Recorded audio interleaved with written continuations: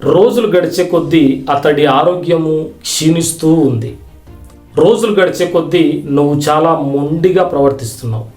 రోజులు గడిచే కొద్దీ నువ్వు ఇంగ్లీష్ నేర్చుకోవడంలో ఇంప్రూవ్ అవుతున్నావు. రోజులు గడిచే కొద్దీ వారి జీవితంలో మార్పును చూశారు. రోజులు గడిచే కొద్దీ వారు తమ జీవితాన్ని దిద్దుకున్నారు.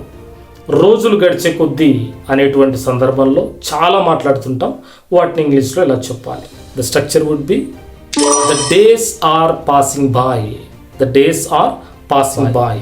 వీటిని యూజ్ చేసేటప్పుడు ఒక పదంలాగా మనము అట్ ఎ టైం మాట్లాడడానికి ట్రై చేయండి. దాని ద్వారా స్పీడ్గా మనం మాట్లాడగలుగుతాం. ఒక న్యాచురాలిటీ అనేది వస్తుంది. Got it?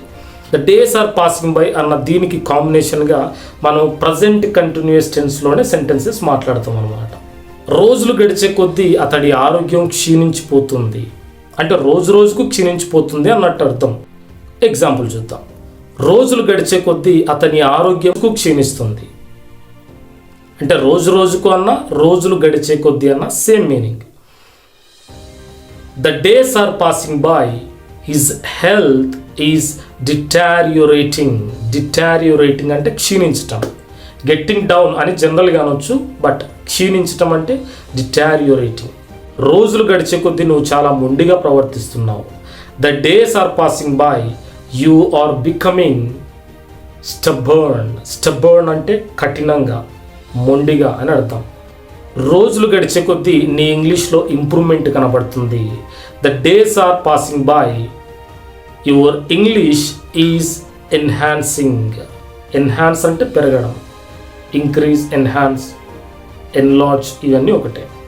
రోజులు గడిచే కొద్దీ వారు మనకు దగ్గరి వారయ్యారు. The days are passing by, they become very closer to us.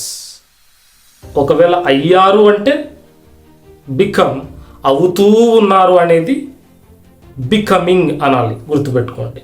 But యూజువల్గా ఇది ప్రజెంట్ కంటిన్యూస్ టెన్స్లోనే మాట్లాడతారు యూజువల్గా.